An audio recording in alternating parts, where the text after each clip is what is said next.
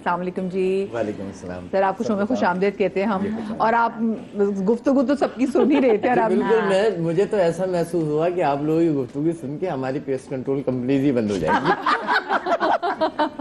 क्योंकि देखिए जो अफोर्ड नहीं कर सकते ना, तो फिर उनके लिए हमारी डॉक्टर। देखिए आपकी जो रेमेडीज हैं वो माशाल्लाह सब ने बहुत अच्छा मतलब बयान किया और सबने अपने अपने तजुर्बे बयान किए। अभी तो वो लाजमी सी बात है कि बड़ों से सीखते हैं। हाँ बिल्कुल, बड़ों से सीखते हैं।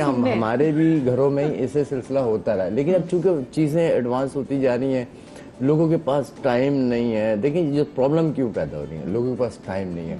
वही सफाई वाला मामला, वो प्रॉपर नहीं है। सुबह मुझे दफ्तर जाना है, बर्तन सिंक में, फिर वो कचरे के डब्बे, इन सारी चीजों की वजह से। अच्छा, सारी चीजों का आप लोगों ने डिस्कस किया, किचन में कॉकरोचेस क्यों आते हैं। लेकिन एक चीज थोड़ी सी मैं आपको और ऐड कर दूं कि ये जो अमूमन ऐसा होता है कि किचन वगैरह में जो हम जो मसाले के डब्बे वगैरह रखते हैं, जैसे किसी भी पैक्ड मसाले के डब्बे या स्पैगेटी वगैरह के जो डब्बे वगैरह होते हैं, तो ये अमूमन गए ग्रोसरी लाए, महीने की लाके एक जगह स्टोर कर दी और एक उसका एक पूरा वो बन गया। अच्छा, नॉर्मल जो मसालों के डब्बे हैं वो तो हम खोलते बोलते रहते हैं, वो इस्तेमाल करते हैं। लेकिन इसमें क्या होता है कि वो जो कॉकरोच है वो जाके, वो बात हो रही थी ना गत्ते में, वो उसमें जगह बनाते रहता है। तो कोशिश करें कि जब सफाई करें तो वो भी आप खोलें।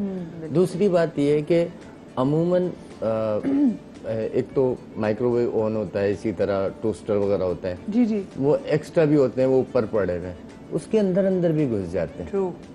तो उनको भी हफ्ते में जब सफाई करें तो उसको झाड़ें। बिल्कुल, टोस्टर की जो ट्रेज होती है उसमें आपके वो ट्रेज में खाना जो फ्रिज की नीचे की ट्रेज में, फ्रिज के रबड़ में मैंने बात की थी, उसमें भी होते हैं। ओवन के पीछे। तो बेसिकली मेन चीज देखिए, आपका किचन कॉकरोचेस से इसी तरह पाक रह सकता है कि जितने आपकी सफाई की कंडीशन अच्छी है। और वो दूसरी वही बात है कि एयर आपकी आनी चाहिए और नमी नहीं होनी चाहिए। तो उस तरह बाकी ये है कि एक चीज जैसे बोरिक पाउडर वगैरह का ये बता नहीं थी। देखिए, चाहे किसी भी किस्म की कोई आप मेडिसिन यूज कर रही हो, अगर वो एक ही चीज बार बार इस्तेमाल होती है तो क्या होता है, जो कॉकरोच होते हैं वो हैबिचुअल हो जाते हैं उनसे और वो आदी हो जाते हैं। वो अपनी इम्यूनिटी डेवलप कर लेता है ना।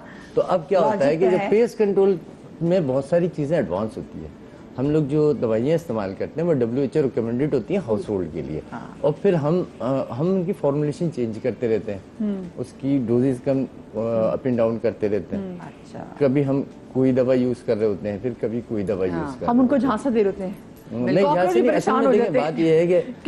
बात यह है कि अगर आप एक यूं समझ लें कि एक जंगल में एक आदमी पला बड़ा है ना, तो उसको जंगल के तौर तरीके सीख जाता है।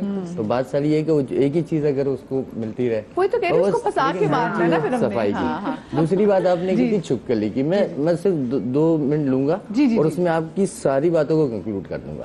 दूसरी बात की थी आपने छुपकली की। छुपकली के लिए क्या, देखिए घर के अंदर जब आप पेस्ट कंट्रोल कराते हैं, फ्यूमिगेशन कराते हैं, सिर्फ कॉकरोच से वास्ता नहीं होता, बहुत सारे मच्छर, मक्खी, कीड़े मकोड़े। अब छुपकली क्यों आती है? वो इसलिए आती है कि वो उन चीजों को खाने के लिए आती है। अगर आप वो अपना एनवायरनमेंट साफ रखेंगे तो छुपकली वगैरह भी अंदर नहीं आएगी, और एक दफा फ्यूमिगेशन में वो भी खत्म हो जाएगी। बाकी अपनी नेटिंग वगैरह रखें, जैसे एग्जॉस्ट वगैरह है वहाँ अपनी नेट करा दी, खिड़कियों पे अपनी नेटिंग रखें। शाम के औकात में आप अपना जो है वो दरवाजे, जैसे असर और मगरिब के दरमियान के ऐसा होता है ना, मक्खी का जो टाइमिंग है वो सुबह का होता है, जैसे सनराइज होता है, और मच्छर का जो टाइम है वो शाम का होता है जब सनसेट होता है। तो वो क्या होता है कि वो उड़ते हैं और फिर वो घरों में दाखिल होते हैं। उस दौरान आप अपने घरों के दरवाजे वगैरह बंद रखें, मतलब नेट वाली जालियां लगा के रखें, कॉइल चलाएं, मतलब वो भी है।